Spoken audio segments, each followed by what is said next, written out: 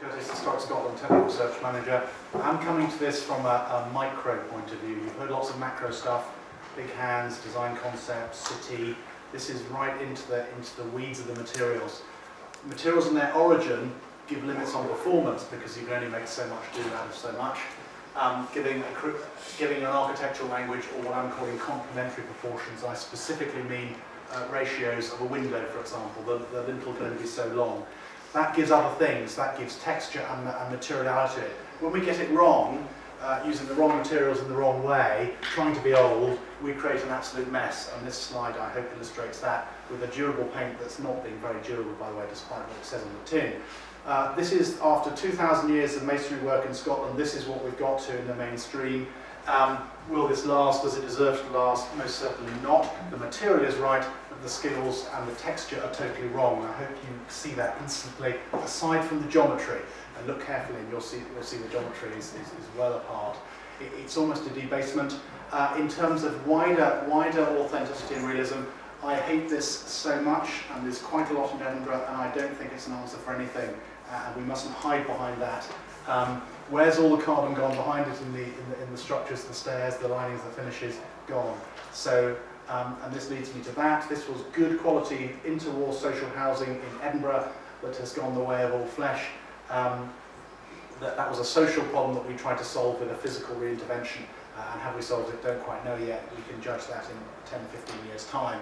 I'm thinking about carbon as materials. If we get the materials right, that come from the source that materials come from, and here's a stone block from a quarry in Fife in the stone yard, ready to be cut up in the right way, we can expect, I would like to think, durable and long-lasting results of whatever architectural idiom you wish to actually put in, and you cut them up with individuals, and that could be a machine, that could be by hand. I prefer it to be locally, and how many you turn out. These are actually for Stirling Castle up in Stirling, but don't worry about that too much.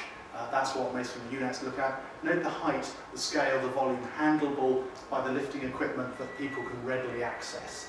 And then you put it together in the right way, and you get objects of functional beauty and functional use. And you'll note the lighter stones are the repairs that you cut using the stone that I showed you in the right way. Note also detailing on that, particularly that thing there where someone's augmented that because of increased rainwater means we need to shed water better from existing facades.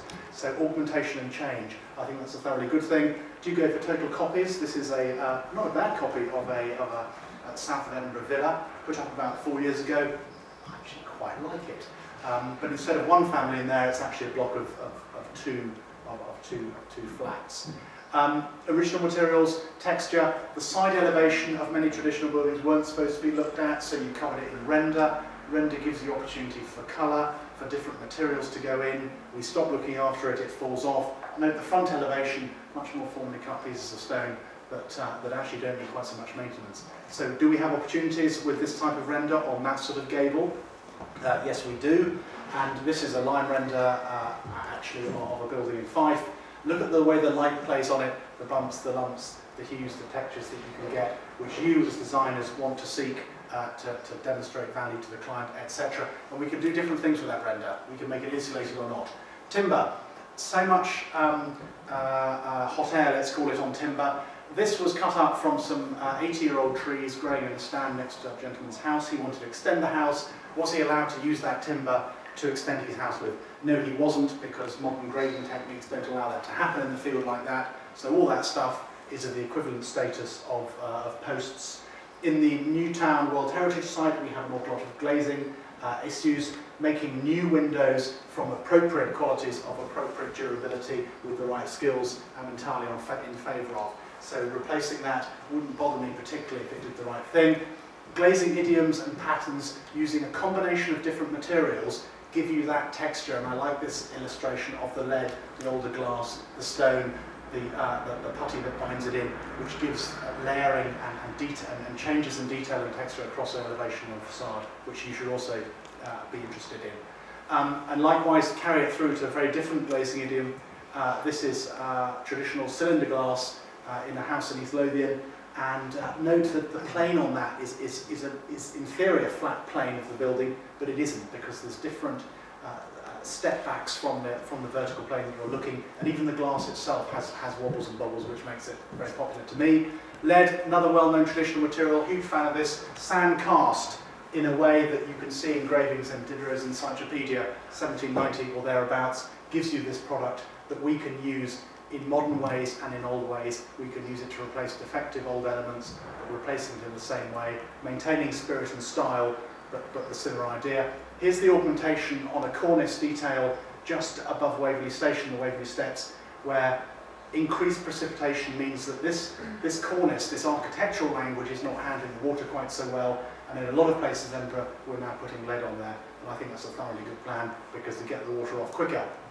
Coming to the end now, roofs and textures of slate and different things. This is a Ben Tyndall architect's job, Royal College of Surgeons.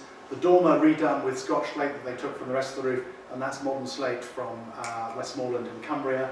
Same idea, same textural feel, new material.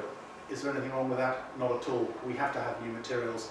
And then finally, coming to the end and drawing in energy and surface and layers and texture, where do we put our external wall insulation? Well, what about on the back? Because I can guarantee that in 10 years' time that won't have been repointed. It'll be looking a bit unhappy, and what's wrong with a 10, 15, 20 mil layer of insulated external render of suitably technically compatible type. Thank you.